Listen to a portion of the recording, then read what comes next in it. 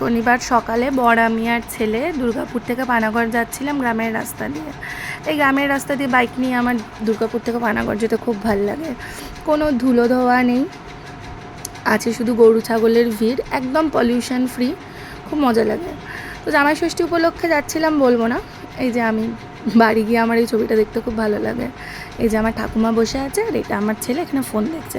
হ্যাঁ, তো যেটা বলছিলাম, জামাই ষষ্ঠী উপলক্ষে এসেছি বলবো না, কেন কি আমার বাপের বাড়িতে সেইভাবে জামাই ষষ্ঠী নেই। হ্যাঁ, আছে ওই কমন পার্টগুলো আছে, মানে ওই খাওয়া দাওয়া, গিফট দেওয়া নেওয়া, এই কমন জিনিসগুলো আছে, বাট ওই জামাই ষষ্ঠীর পুজো রিচুয়ালস এই জিনিসগুলো নেই। তো বিয়ের পর থেকে প্রত্যেকবার জামাই ষষ্ঠীর দিন বা তার আগের দিন বা তার পরের দিন আমরা এই খাওয়া দাওয়া দেওয়া নেওয়ার পর্বগুলো সেরে ফেলি। তো এবছরও আমরা জামাই ষষ্ঠীর আগের দিন পর্ব সেরে ফেলেছি, কেন কি রবিবার জামাই ষষ্ঠী।